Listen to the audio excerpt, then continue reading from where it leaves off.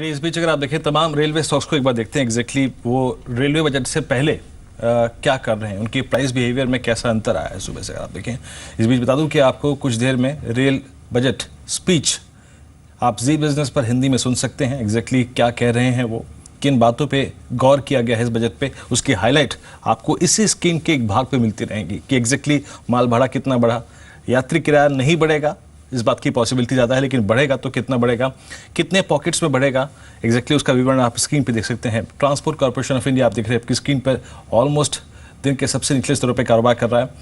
वलीचा engineering करीब करीब flat है। प्रतिभा इंडस्ट्रीज़ करीब करीब 40 पैसे ऊपर कारोबार कर रहा है इस वक्त। और अगर आप स्टॉक्स को देखें जो कि इस वक्त रेलवे से जुड़े हुए हैं, उसमें सद्भाव इंजीनियरिंग और KEC इंटरनेशनल ये 105.80 के स्तर पे कारोबार कर रहा है। अविनाश, एक चीज़ मैं आई थिंक आपसे पूछना चाहूँगा, आज जो स्टॉक सेंटर ऑफ अट्रैक्शन बने हैं उसमें कुछ नॉन रेलवे स्टॉक्स भी हैं। डिशमन फार्मा हो गया, जुबिलेंट फूड वर्क्स हो गया, जस्ट डायल हो गया। अभी आज सुबह जो अपने क्लाइंट्स को आप लोगों ने जस्ट डायल पे नोट जारी किया है after this buyback program disclosure, exactly वो क्या है, आप कैसे अप्रोच कर रहे हैं इस स्टॉक को इस वक्त? नहीं वीरेंद्र, हमने तो हमारे क्लाइंटों को नोट के जरिए यही कहा है कि थोड़ा सा अगर इनका होल्डिंग है तो वो शेयर्स टेंडर करे, क्योंकि 1500 रुपए का जो बायबैक है वो मेरे ख्याल से तभी वैलिड रहेगा और तभी शेयर में तेजी बरकरार रहेगी जब तक क्वार्टरली अर्निंग्स में अर्निंग्स का इम्पैक्ट पॉजिटिव नहीं आया। थर्ड क्वार्टर में जिस प्रकार के नंबर आए हैं, हमें लग रहा है कि आने वाला quarter that is January to March quarter भी काफी चैलेंजिंग रहेगा, क्योंकि बोथ ऑपरेटिंग प्रॉफिट फ्रंट पे as well as bottom line front पे कंपनी के प्रॉफिट्स काफी बुरी तरह से दबे हुए थे। तो मेरे ख्याल से थोड़ा सा मुनाफा या थोड़ा सा शेयर टेंडरिंग करने के लिए हमने कहा है, क्योंकि ये जो 1500 रुपए का जो बायबैक का प्राइस है वो करीबन 160-165 करोड़ का बायबैक है। तो आने वाले दिनों में buyback will not maintain the share price for long, earnings में डेफिनेटली इंप्रूवमेंट आनी चाहिए। जी चलिए, अब थोड़ा सा रेलवे और कॉर्पोरेट इंडिया और कंपनियों के रेलवे से सरोकार पे थोड़ा सा और बात करते हैं। हमारे साथ मिस्टर नलित जैन है, CEO हमारे साथ GE ट्रांसपोर्टेशन के। मिस्टर जैन, गुड मॉर्निंग, कार्यक्रम में स्वागत है सर। एग्जैक्टली अगर आप देखें वो कंपनियां जिनका बहुत सारा कारोबार का हिस्सा रेलवे से आता है वो एग्जैक्टली इस बजट को बहुत महत्वपूर्ण मान रहे हैं। आप लोगों की अगर आप देखें रेलवे से जो आय आती है उसका उसको पढ़ने के लिए, समझने के लिए आज का दिन काफ़ी महत्वपूर्ण है।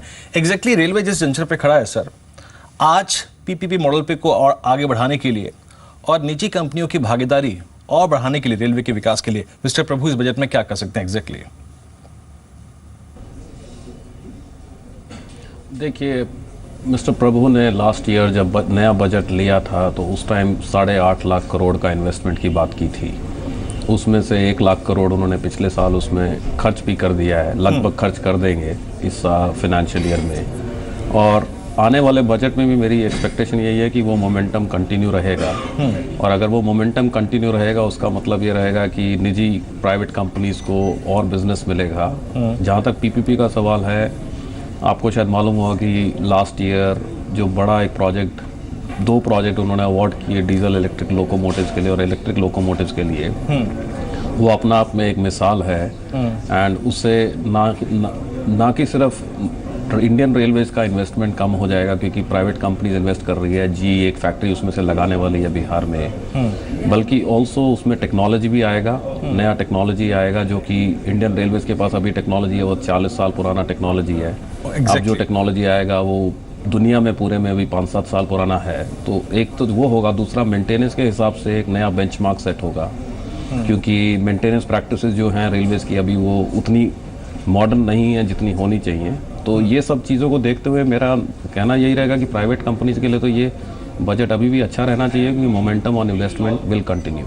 ओके, एग्जैक्टली मैं GE की बात करूँ या फिर सर एग्जैक्टली प्राइवेट कंपनीज की बात करूँ, जैसे कि आपने बहुत सही तरीके से पॉइंट आउट की कि अभी भी हमारी टेक्नोलॉजी जो है वो बहुत पुरानी है। ये जो टेक्नोलॉजिकल ट्रांसफॉर्मेशन प्रोसेस होता है सर, आपको क्या लगता है कि जन साहब की कितना लंबा चलेगा अभी, और इसमें अगले 1-2 साल में रेलवेज जो है वो निजी कंपनियों को कितने ऑर्डर्स और दे सकती है? एग्जैक्टली CI का मानना क्या है इस प्रोस्पेक्टिव से?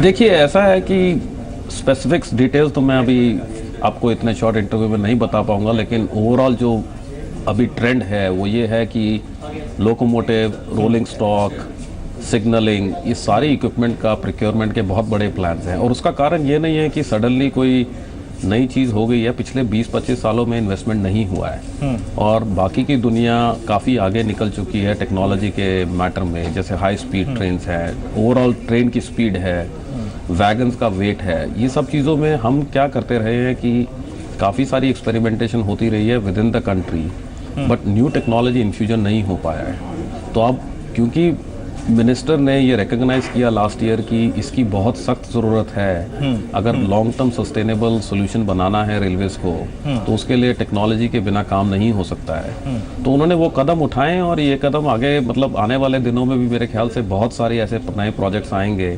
काफ़ी सारे प्रोजेक्ट्स एनविल पे हैं ऑलरेडी और काफ़ी सारे आने वाले हैं। इसमें एक बड़ी चीज़ मैं जो हाईलाइट करना चाहूँगा, जो कि सारी दुनिया में अभी बहुत बड़ी बात हो रही है, which is big data analytics, industrial internet. So उसमें भी अभी रेलवेज डिजिटाइजेशन की तरफ काफ़ी तेज़ी से बढ़ रहा है। तो आपको मालूम है, they were the pioneers when it came to ticketing.